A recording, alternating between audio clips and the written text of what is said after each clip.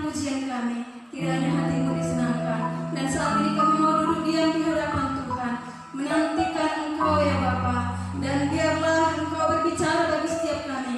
Kami siapkan hati kami, dan Engkau lawat dan jamalah setiap kami dengan kuasa-Mu, dengan urapan-Mu Tuhan, sehingga kami mengalami lawatan Tuhan.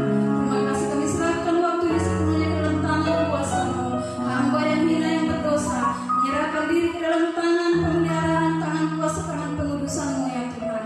Kau melawat setiap kami, melawat hamba di tempat ini, melawat semua jemaat-Mu di rumah. Oh Tuhan, Roh-Mu yang kudus, yang memelihara, menyertai, bahkan yang menjagai kami di dalam sepanjang ibadah kami. Kami serahkan waktu ini sepenuhnya ke dalam tangan Tuhan. Roh-Mu yang bekerja atas kami. Dalam nama Tuhan Yesus kami sambut berkat firman-Mu. Sama-sama kita katakan amin. Shalom Bapak Ibu yang dikasihi oleh Tuhan. Mari kita sama-sama belajar. Kita merenungkan firman Tuhan. Kita buka dari Bilangan 21 ayat 4 sampai dengan 9.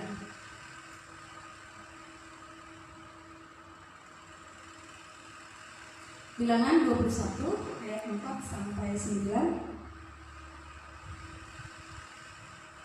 Saya akan baca bagi Bapak Ibu.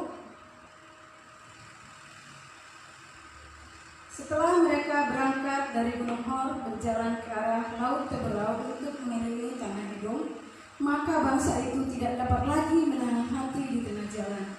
Lalu mereka berkata-kata melawan Allah dan Musa, "Mengapa kamu memimpin kami keluar dari Mesir, supaya kami mati di padang gurun ini?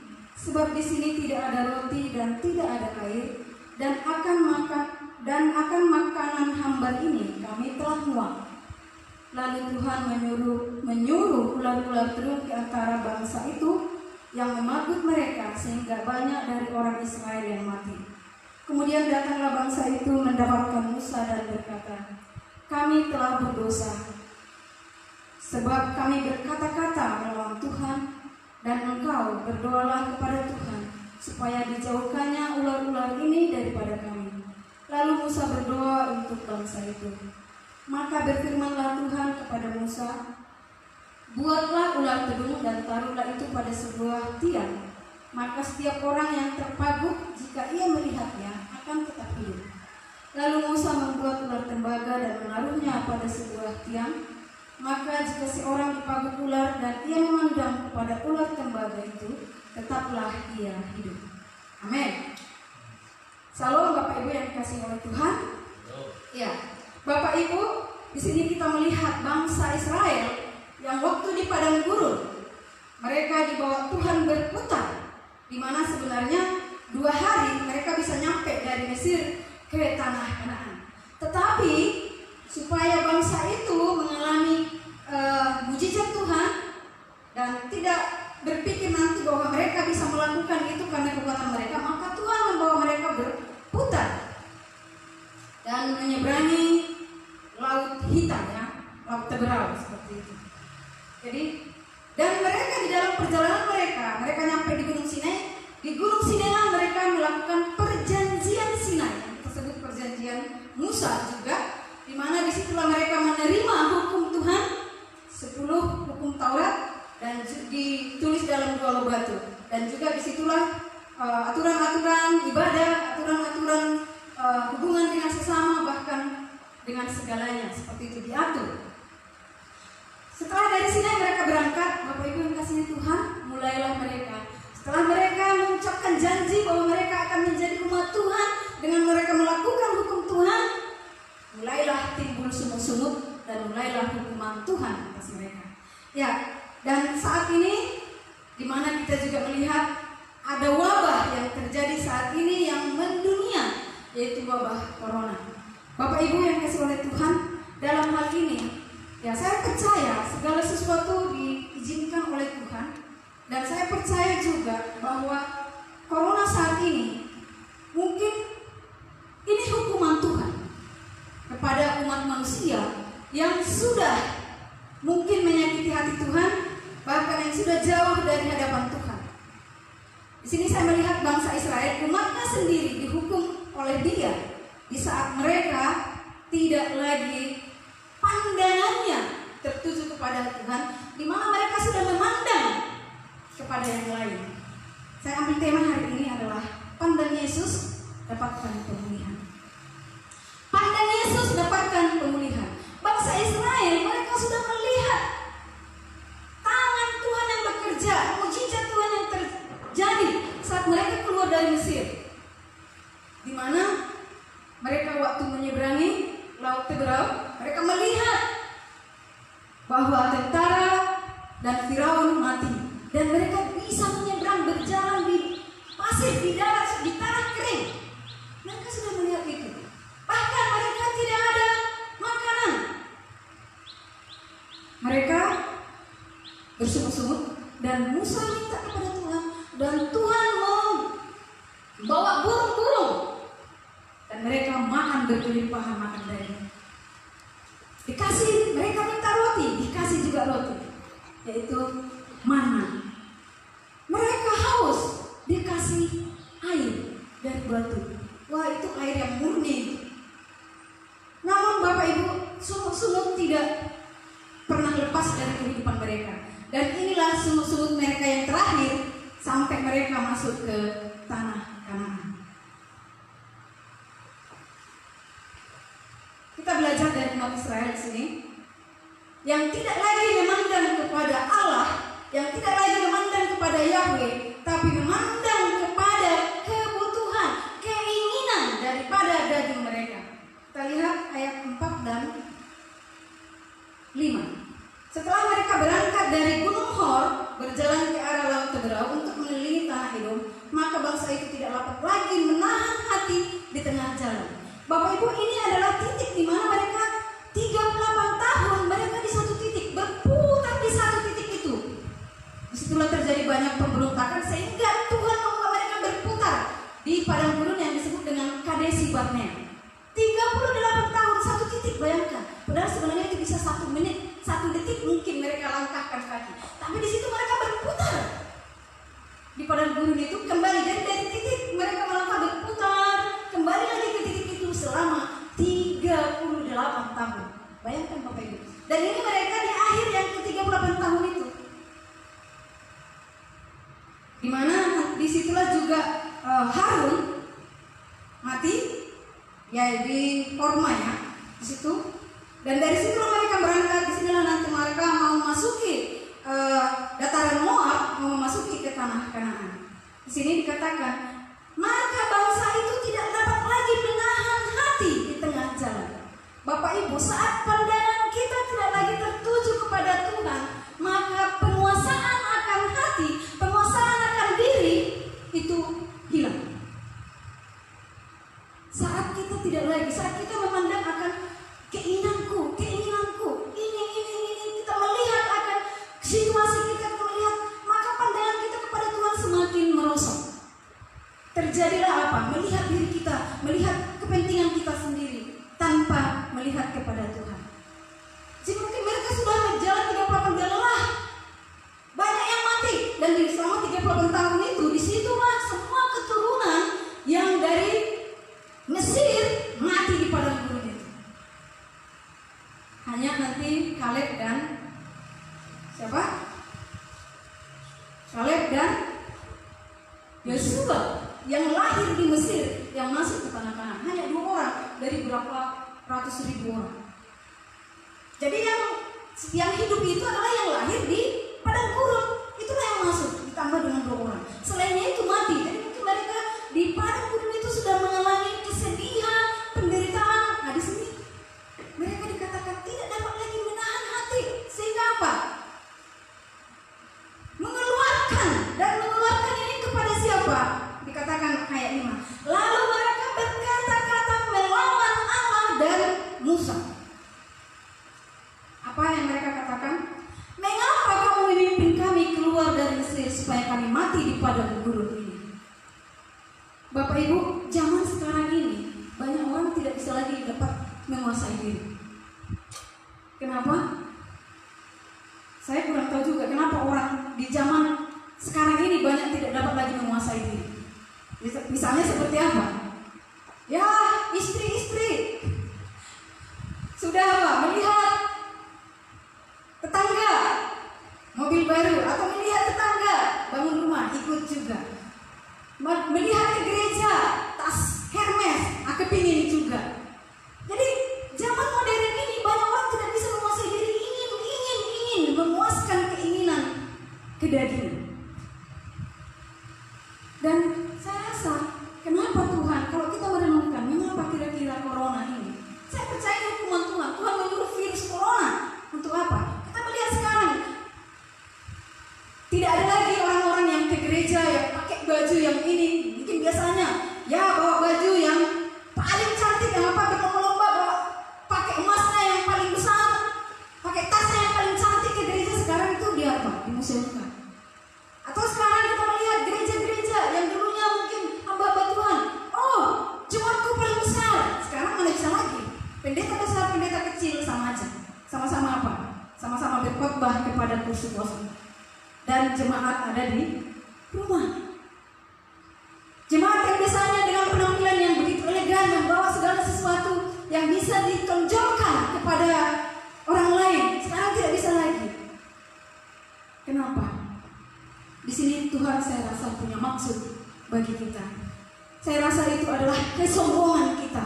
Itu juga di sini supaya kita bisa menahan diri, menahan hati, mengintrospeksi diri saat-saat seperti ini. Dan bila saat-saat ini manusia mungkin tidak berbalik kepada Tuhan, mungkin akan ada lagi hukuman yang lebih besar. Saya kurang tahu, hanya Tuhan yang tahu. Karena itu mari kita dengan situasi ini kita menahan diri. Kenapa? Apalagi sekarang ini banyak orang yang karena keadaan ekonomi, mari menahan diri. Bagaimana caranya bisa menahan diri? Hanya orang yang di dalam Tuhan yang bisa menahan diri. Hanya orang yang hidup di dalam Roh yang bisa menguasai diri. Kalau kita melihat Galatia Bapak Ibu, penguasaan diri, menahan hati, itu adalah buah roh yang paling terakhir.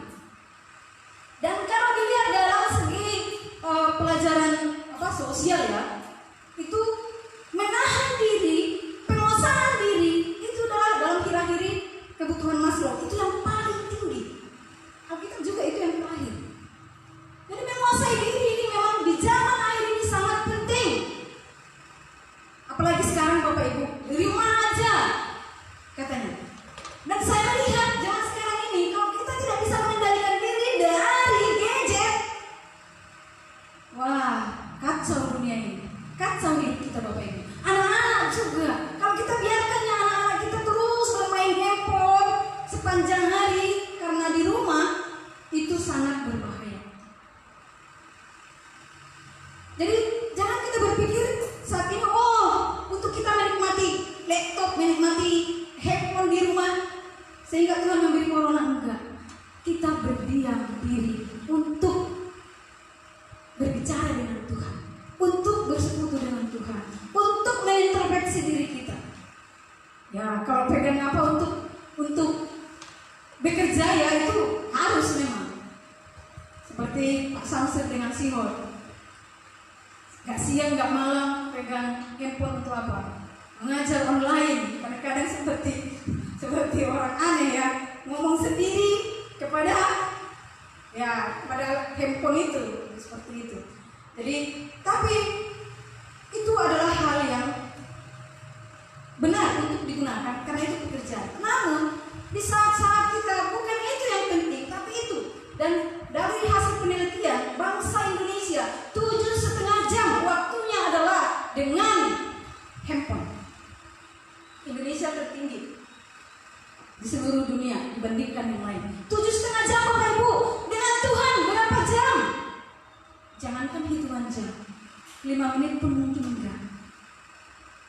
Sehingga mungkin zaman akhir ini begitu manusia, sehingga di sini maka Tuhan menyuruh seperti ini. Kita tidak lagi menguasai diri. Zaman akhir ini kita harus menguasai diri. Kita harus menguasai diri supaya diri kita, hidup kita beri untuk Tuhan. Jangan kita beri kepada yang lain. Ada handphone sebenarnya itu kita bagaimana beribadah. Dan sekarang ini handphone kebutuhan yang paling penting. Bapak Ibu yang dikasihi Tuhan, di sini orang yang pandangannya tidak lagi tertuju kepada Tuhan, sekalipun mereka itu adalah umat Tuhan, maka ciri yang pertama, mereka tidak bisa lagi menguasai diri. Banyak orang percaya, saya bukan berkata orang Israel itu bukan orang yang tidak percaya. Mereka ini umat Tuhan, pilihan Tuhan. Tetapi kita melihat mereka juga karena tidak bisa lagi menguasai, saat mereka tidak lagi tertuju kepada Tuhan, tidak bisa lagi menguasai diri, maka orangnya akan, yang kedua dikatakan di sini, melawan Tuhan. Melawan Tuhan dengan apa? Sini mereka berkata-kata bersungut-sungut. Jadi Bapak Ibu, supaya kita mendapatkan keselamatan, pemulihan, dan hidup kita tetap di dalam Tuhan, pandangan itu bukan mata kita terus tertuju memotot melihat Yesus, enggak Bapak Ibu. Tapi apa? Pandangan itu biasanya cara pikir, kemampuan berpikir, daya pikir. Adakah dalam seharian kita, dalam waktu-waktu kita memikirkan Tuhan? Ini mereka hanya memikirkan perut aja. Dikatakan dalam perjanjian baru, itu ciri-ciri orang apa yang hanya memikirkan perut? Itu ciri-ciri antikris yang hanya memikirkan perut, dan ciri-ciri orang yang tidak mengenal Tuhan. Orang tidak mengenal Tuhan yang dipikirkan apa? Kedadian saja, kepuasan saja. Maka di sini mereka memikirkan, dikatakan, mengapa kau membawa kami keluar dari Mesir? Apakah supaya kami mati di padang gurun ini, tidak ada roti, tidak ada makan? Padahal mereka sudah pengalaman berapa tahun? 38 tahun. Mereka hidup kok, makan kok, tapi masih bersungut-sungut kepada Tuhan. Masih mengatakan, mengapa engkau membawa kami? Saling menyerahkan, itu juga ciri orang yang tidak lagi pandangannya kepada Tuhan. Kenapa virus corona ini? Juga supaya menyadarkan orang, supaya tidak saling menyalahkan, supaya tidak bersungut-sungut, tetapi menerima keadaan yang Tuhan izinkan terjadi.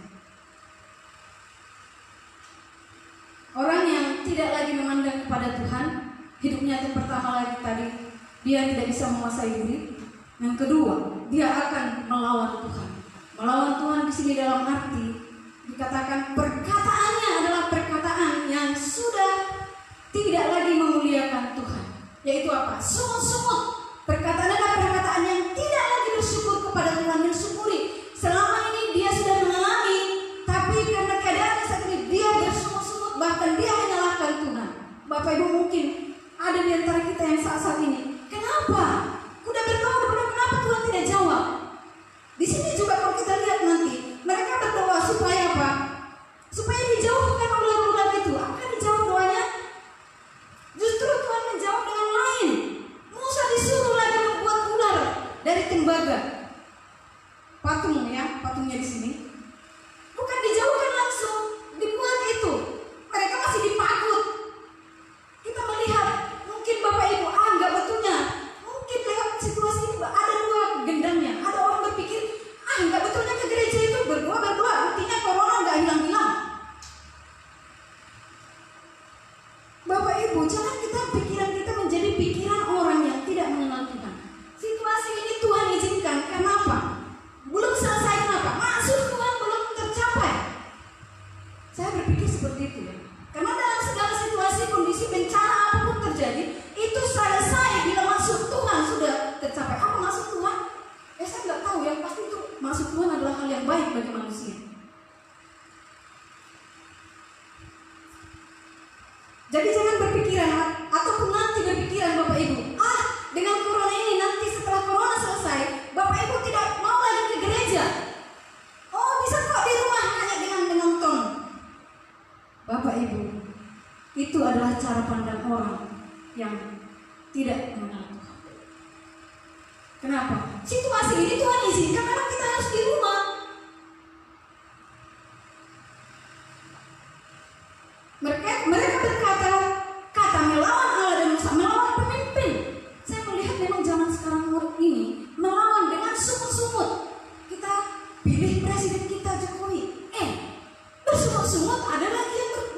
ngata-ngatain.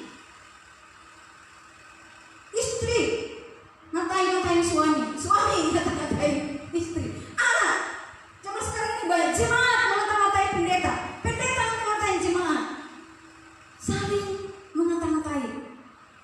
Tidak lagi kita menunjukkan jati diri kita sebagai orang yang mengenal Tuhan, yang menerima. Ya, misalnya pendeta kita memang udah ada kelemahan seperti itu, Bapak Ibu, ya mari kita terima, karena setiap orang punya kelemahan. Atau presiden kita punya kelemahan,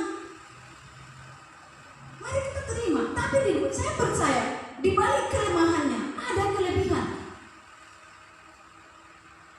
Karena apa, Bapak Ibu? Pemimpin itu adalah wakil Tuhan. Pemimpin itu wakil Tuhan. Jadi kalau punya salah, biarlah Tuhan yang bekerja di dalam dirinya.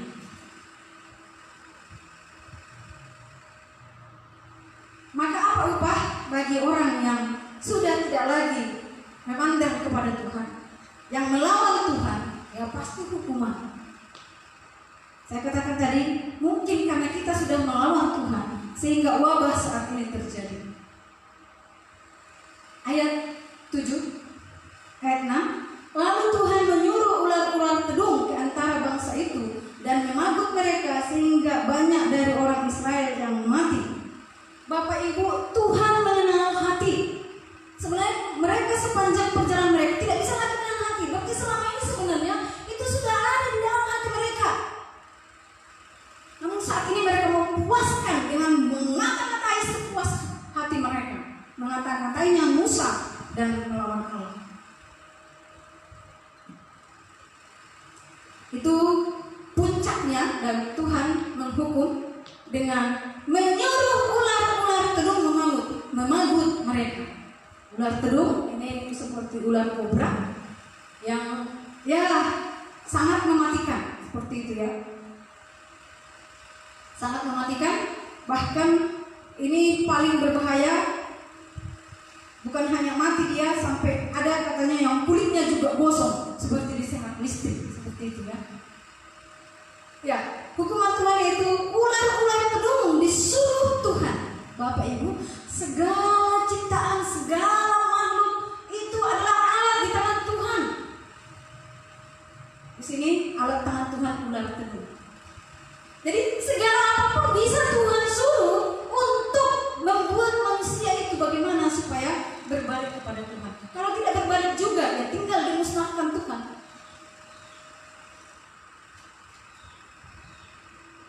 Maka di sini kita melihat hukumannya. Mereka banti. Saya percaya ular tedungnya tidak hanya satu. Ular tedungnya ini mungkin ada ribuan yang datang, karena bangsa itu juga besar, atau ratusan. Satu aja mematok 10 orang, udah berapa? Nggak lama kok matoknya itu tak gitu. Dan saya percaya karena sudah banyak yang mati dan sudah banyak ular itu datang, maka mereka datang kepada Musa. Dulu Bapak Ibu, kalau kita melihat waktu corona masih di Wuhan, ya kita tenang-tenang aja, ya kan? Kita tenang-tenang aja, mungkin bahkan kita juga tidak berdoa lagi, tidak berdoa untuk itu, karena itu di sana. Tapi akhirnya sekarang bukan lagi di sana, tapi di sana sini, di mana-mana. Maka ini menyadarkan Tuhan mau menyadarkan seluruh umat manusia untuk menyadari situasi ini. Dengan melihat situasi ini, mari kita menyadari apa? Menyadari untuk memandang kepada Tuhan. Ayat 7. Kemudian datanglah bangsa itu mendapatkan Musa dan berkata, kami telah berdosa sebab kami berkata-kata melawan Tuhan, dan engkau berdoa kepada Tuhan supaya dijauhkannya ular-ular ini daripada kami. Lalu Musa berdoa untuk bangsa itu. Bapak Ibu, si saat orang sudah melihat situasinya dan menyadari, oh situasi yang sulit, dan menyadari ada Tuhan yang Maha Kuasa yang dipercayanya selama ini, maka dia dikatakan di sini, mereka berkata,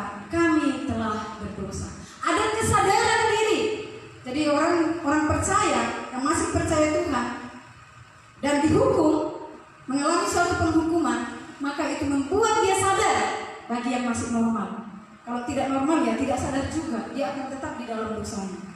Namun di sini sebagai umat Tuhan saya percaya bahwa masih ada rasa kesadaran bagi umat ini melihat keadaan mereka bahwa itu hukuman Tuhan, sehingga mereka datang kepada Musa dan merendahkan diri. Mereka berkata, kami telah berdosa. Ada pengakuan dosa.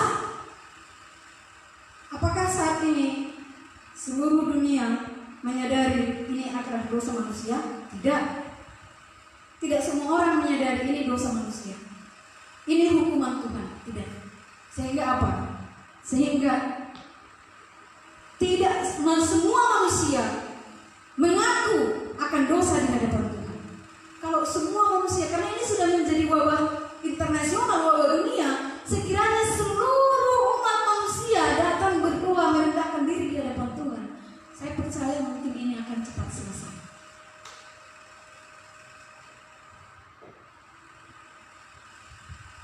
Akhirnya Tuhan menjawab doa mereka, namun dengan jawaban yang lain. Dikatakan, jadi orang yang memandang Tuhan, maka dia akan menyadari akan dosanya di hadapan Tuhan, merendahkan diri di hadapan Tuhan, meminta pengampunan dari Tuhan. Bapak Ibu, sekalipun kita adalah umat Tuhan, sekalipun kita adalah orang yang percaya kepada Tuhan, tidak semuanya, tidak segalanya, segala keinginan kita itu dijawab oleh Tuhan dengan sesuai dengan apa yang kita inginkan. Tidak. Dikatakan, maka berfirmanlah Tuhan kepada Musa, buatlah ular tedung dan taruhlah itu pada sebuah tiang, maka setiap orang yang terpaku, jika ia melihatnya akan tetap hidup. Musa disuruh membuat patung ular. Padahal sudah sekarat orang yang dipatok ular, udah banyak yang mati, banyak yang sekarat, disuruh lagi buat ular. Maka kalau kita secara apa? Ada rasa takut kan melihat ular lagi seperti itu. Sekalipun itu bukan ular yang hidup, ular yang mati, patung. Patungnya ular dibuat di tiang. Tapi di sini, ya umat itu tidak bersungguh-sungguh dengan hal itu, enggak. Dan saya melihat situasi ini, pemerintah menyuruh kita di rumah. Jadi Bapak Ibu jangan bersungut-sungut sekalipun di rumah, sebab di rumah pun masih bisa bekerja. Ataupun yang dirumahkan dari PT bersungut-sungut menyalahkan PT, menyalahkan pemerintah, jangan. Karena apa? Ya memang inilah cara Tuhan, mungkin di rumah, terus kemudian beribadah, jangan bersungut-sungut. Wah, Pak Pendeta itu imannya tidak ada, takut kali dia dengan corona, lebih takut dia dengan corona daripada Tuhan. Nah, seringkali gitu jemaat-jemaat yang berkata. Tuhan tidak langsung mengusir ular-ular itu, tidak, masih tetap di situ. Musa disuruh membuat solusinya ini, solusi, ya solusi. Solusikah di rumah menghadapi corona? Solusikah tidak beribadah? Bapak Ibu, kita tidak dilarang beribadah. Seringkali mengapakan dengan apa? Itu dan ini aja disuruh menyembah patung, dia tidak mau. Bukan, itu beda. Kalau kita memang disuruh lagi tidak beribadah, itu baru salah. Kita disuruh beribadah di rumah. Namun apa? Banyak kita tidak beribadah. Apa enggak Tuhan semakin ini? Dengan situasi ini, mau apa lagi yang Tuhan akan berikan kepada kita hukuman?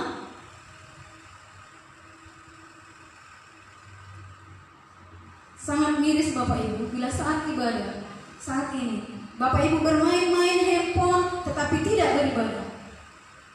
Awas-awaslah hukuman Tuhan yang lebih. Tidak langsung dihilangkan corona, tidak langsung dihilangkan di sini ular-ular tedung.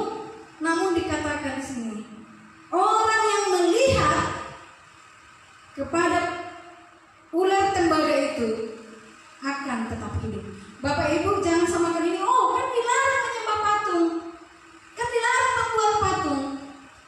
Ini bukan patung untuk disembah, hanya dilihat.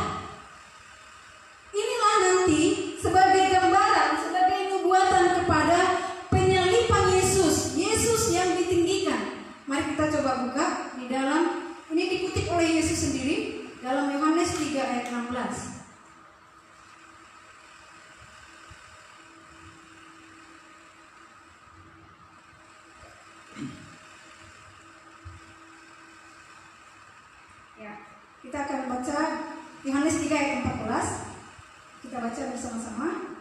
2, 3 ya. Dan sama seperti Musa meninggikan ular di padang gurun, demikian juga anak manusia harus ditinggikan. Ayat 15. Supaya setiap orang yang percaya kepadanya beroleh hidup yang kekal. Bapak Ibu, ini solusi bagi wabah yang saat itu terjadi. Memandang kepada Tuhan, sekalipun di sini ular tembaga yang dibuat di tiang, yang dipahat, itu yang ditinggikan. Bukan berarti mereka sembah, enggak. Mereka yang disuruh melihat di sini apa? Orang yang memandang kepada Tuhan, taat, mentaati Tuhan, menerima apa yang Tuhan katakan. Saat ini sekalipun mungkin itu suara pemimpin beribadah di rumah, atau dari hamba Tuhan karena hamba Tuhannya taat kepada pemerintah, beribadah di rumah. Bapak Ibu, itu bersama dengan ini. Di sini mereka disuruh melihat. Hanya melihat apa susahnya. Jadi tidak langsung dimatikan. Di sini melihat dalam waktu saat itu ini dalam arti literal hanya sebatas melihat. Namun kepada kehidupan sekarang, kehidupan kita akan mengalami pemulihan. Di sini makanya kalau saudara Bapak Ibu, lambang Fakultas Kedokteran itu lambang apa rumah sakit itu adalah apa? Ular itu dibuat seperti tanda apa? Tiang itu baru ada ular. Itu adalah dari sini. Jadi lambang pemulihan terjadi dengan mereka mentaati apa yang disuruh Tuhan dilakukan Musa dan mereka melihat itu. Seringkali kita mungkin apa yang kita inginkan tidak tercapai, Tuhan menjawab dengan yang lain. Bapak Ibu, itu adalah yang terbaik. Segala sesuatu yang dari Tuhan itu adalah yang terbaik. Mungkin keinginan kita tidak dijawab sesuai dengan keinginan kita, tetapi yang terbaik itu tetap jawaban dari Tuhan. Sini hasil daripada pada orang yang memandang itu dikatakan, lalu Musa membuat ular tembaga dan menaruhnya pada sebuah tiang. Maka jika seseorang dipagut, nah Bapak Ibu masih dipagut kan? Jika seseorang dipagut ular dan ia memandang kepada ular tembaga itu, tetaplah ia hidup. Bapak Ibu yang dikasihi Tuhan, corona ini tidak hanya bagi orang yang tidak mengenal Tuhan, bagi orang yang mengenal Tuhan, bagi orang percaya ini juga terjadi. Karena itu, maka di sini sekalipun wabah ini terjadi, sekalipun hukuman ini terjadi, bila kita memandang kepada Tuhan, maka apa? Bila kita mentaati Tuhan, maka apa yang terjadi? Ada keselamatan. Saya percaya banyak kok orang-orang percaya. Bahkan kita melihat pendeta banyak yang meninggal karena corona ini. Apakah itu hukuman? Ya, hukuman. Bisa hukuman itu tidak apa, kita langsung berkata, oh dia lebih berdosa. Tidak, jangan-jangan kita yang sehat yang lebih berdosa. Namun di sini saya katakan bahwa wabah ini terjadi kepada semua, kepada orang percaya, kepada orang yang terus memandang kepada Tuhan juga mengalami. Maka dalam hal ini keselamatan, pemulihan harus terjadi. Sakit pun dia, kena pun dia, maka akan ada apa? Karena dia tetap memandang kepada Tuhan dan Tuhan. Mati pun dia, jangan salahkan, oh dia paling berdosa. Enggak, saya lihat banyak di Facebook, di YouTube itu menyalahkan, wah itu pendeta yang tidak taat. Ya kalau dia mati, dia di dalam Tuhan. Untuk apa hidup di dunia ini berlama-lama kalau hanya hidup di dalam dosa? Kalau hidup untuk menderita. Kalaupun dia mati, dia di dalam Tuhan. Kalaupun kita resesi ekonomi terjadi karena wabah ini bagi kita, ingat kalau kita terus memandang kepada Tuhan, maka akan apa ada? Ada kekuatan yang Tuhan beri, ada perlindungan yang Tuhan beri. Kalaupun kita kena, saya percaya ada kesembuhan. Kalaupun mati, saya percaya kita masuk surga. Amin. Iya Bapak Ibu. Jadi di sini Di dalam memandang kepada Tuhan ini bukan hanya melihat ke atas langit, tidak. Memandang kepada Tuhan di sini adalah ada iman kepada Tuhan. Melihat Tuhan itu bukan arti mata jasmani ini, tetapi adalah pikiran kita memikirkan Tuhan seperti khotbah saya sebelumnya. Adakah kita memikirkan Tuhan? Situasi seperti ini, sibuk saling mempersalahkan ini itu. Apakah kita memikirkan kenapa ini ya Tuhan? Apa maksud Tuhan? Dalam segala sesuatu Bapak Ibu ada maksud Tuhan. Dan dalam segala sesuatu yang terjadi, tangan Tuhan ada di situ. Oh, jangan Bapak Ibu percaya. Oh, orang yang berzina itu ada tangan Tuhan di situ. Oh, tangan Tuhan siap untuk menghancurkan dia kalau dia tetap di dalam dosanya. Kita ini tidak lepas dari tangan kuasa Tuhan Bapak Ibu. Tidak lepas, hidup kita ini di tangan Tuhan. Karena itu mari kita meletakkan pandangan kita, memandang segala sesuatunya itu dari sudut pandang Tuhan. Memandang situasi ini juga dari sudut pandang Tuhan. Sehingga apa? Dengan menjalani situasi ini, dengan situasi ini kita semakin dekat kepada Tuhan. Mari kita semakin tidak jauh dari Tuhan dengan situasi ini. Seperti saya katakan, ada dua gendang. Ada orang yang dengan situasi ini semakin bebas, tidak ibadah. Jadi bebas apa? Bebas melakukan keinginan-keinginannya sendiri. Mari kita menyadari hal ini. Dunia sudah di ujung-ujung, di akhir-akhir zaman. Maka mari kita semakin mendekatkan diri kepada Tuhan. Jadi Bapak Ibu, situasi saat ini jangan kiranya merubah iman kita. Dan juga nanti setelah situasi ini juga selesai, jangan iman Bapak Ibu semakin kendor. Jangan juga semakin tidak lagi perlu beribadah. Enggak, karena apa? Situasinya tidak sama lagi. Tuhan sudah berlalukan, maka kita harus beribadah kepada Tuhan. Dan saat ini situasinya begini, kita beribadah di rumah. Situasi jangan mengubah iman kita, tapi iman kita bisa mengubah situasi. Situasi jangan pernah merubah iman Bapak Ibu untuk menjauh dari Tuhan, bahkan untuk semakin tidak lagi memuji Tuhan, tidak lagi bersyukur kepada Tuhan. Tetapi dengan iman kita, situasi yang seperti ini menakutkan, tapi dengan kita ini memandang kepada Tuhan, kita tetap optimis, kita tetap pesimis, kita tetap positif. Ini akan berlalu. Seperti pujian lagu dunia, badai pasti berlalu. Ini akan berlalu Bapak Ibu. Namun di dalam kita melaluinya ini, adakah kita bersama dengan Tuhan?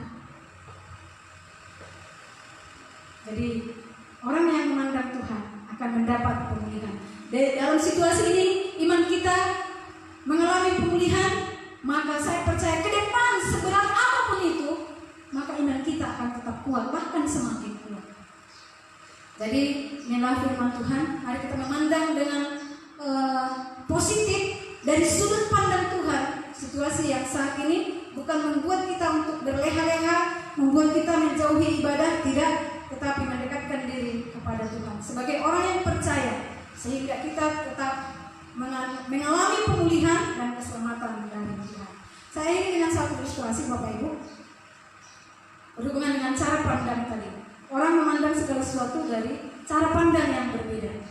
Ada tentara Amerika di padang gurun di Afghanistan sana. Dua tentara. Jadi mereka di padang gurun ini, mereka kehausan, air mereka sudah habis. Mereka berjalan mencari air, sekalipun itu padang gurun Bapak Ibu, kalau dicari ada yang disebut dengan oase, mata air di padang gurun, tapi mencarinya itu seperti mencari jarum di antara jerami lagi ya. Begitu sulitnya seperti itu. Jadi mereka mencari, sudah sangat mereka lemas, matahari terik karena memang biasanya di padang gurun panasnya sangat tinggi, sehingga mereka semakin haus. Dan mereka berjalan mencari, melihat orang, tidak ada orang. Mereka bertemu dengan seseorang yang sedang lewat dan mereka minta air. Ternyata airnya juga tinggal sedikit. Mereka menawarkan tempat minumnya, ternyata hanya setengah. Akhirnya pergilah si musafir yang satu ini, yang memberi air minum ini. Maka dua orang ini Bapak Ibu, mereka memandang pemberian air itu. Yang satu berkata seperti ini, yang satu memandang yang setengah kosongnya. Dia bilang apa? Setengah kosong. Yang satu lagi berkata, syukur setengah berisi. Jadi kita memang satu orang bisa memandang yang kosong itu, sedangkan yang satu memandang yang berisi itu, sehingga dia apa? Dia bersyukur. Maka di dalam menjalani situasi, menjalani kehidupan ini juga, kita Bapak Ibu, kita melihat kadang-kadang kita hanya melihat yang kurang di dalam diri kita sehingga kita bersungut-sungut kepada Tuhan. Padahal sungguh lebih banyak yang diberikan. Maka untuk itu mari kita pandang apa yang sudah Tuhan berikan bagi kita. Seperti salah satu tentara tadi, syukur masih ada setengah gelas. Jadi kalau kita memandang yang kurang dalam hidup kita, kita tidak akan pernah bersyukur kepada Tuhan. Tetapi kalau kita memandang, mengingat segala apa yang sudah Tuhan beri dalam hidup kita, maka apa? Syukurlah yang ada bagi Tuhan. Jadi mari pandang hidupmu, mari pandang hidup kita. Bapak Ibu, tidak semua dengan kekuatan kita. Coba kalau kita hidup, apakah semua dengan kekuatan kita dapatkan? Tidak. Kekuatan kita seberapa? Tetapi kadang kita berpikir, nggak kusangka. Jadi kiranya kita mengingat akan itu, mengingat kebaikan Tuhan, dan saat ini juga kita tetap bersuka cita menjalani situasi ini, menjalani hari-hari yang sulit saat ini dengan bersuka cita di dalam Tuhan, tetap beriman kepada Tuhan, tetap menyenangkan hati Tuhan dengan beribadah kepada Dia. Katakan di dalam Mazmur 37, bergembiralah karena Tuhan, maka Ia akan memberikan yang diinginkan oleh hatimu. Bukan berarti segala keinginan kita dipuaskan, enggak, tetapi keinginan yang sesuai dengan kehendak Tuhan, maka kita akan mengalami kepuasan. Berulang-ulang dalam kitab ini dikatakan, bersukacitalah karena Tuhan. Situasi yang sulit ini membuat kita bisa bersuka cita, bisa. Dengan apa? Mengingat Tuhan. Mari kita ingat Tuhan supaya kita bersuka cita. Dengan mengingat Tuhan, kita akan menjalaninya dengan ringan. Kita percaya ada kekuatan yang baru di dalamnya. Kita percaya ada pengharapan, ada berkat Tuhan sesudah badai ini. Kita percaya, kita tidak tahu apa yang Tuhan sediakan di baliknya. Kita tidak tahu, maka mari tetap pandang kepada Tuhan. Jadi dengan tadi firman yang kita sudah dengarkan, mereka yang memandang sekalipun mereka sudah sekarat, tetapi dia memandang kepada apa yang sudah dilakukan Musa yang disuruh Tuhan, mereka menjadi hidup. Dalam sepanjang hidup kita di dunia ini, kita perlu pandanglah Tuhan. Jangan pandang dunia ini, jangan pandang situasimu, pandang saja Tuhan. Kita bisa melewati semuanya. Amin. Mari kita berdoa. Bapa di dalam surga, Tuhan adalah kami yang bertahta di tempat-Mu yang maha tinggi. Tuhan, kami percaya Engkau melihat kami dari ketinggian-Mu, kami manusia di bumi ini. Engkau melihat segala tingkah laku kami ya Tuhan.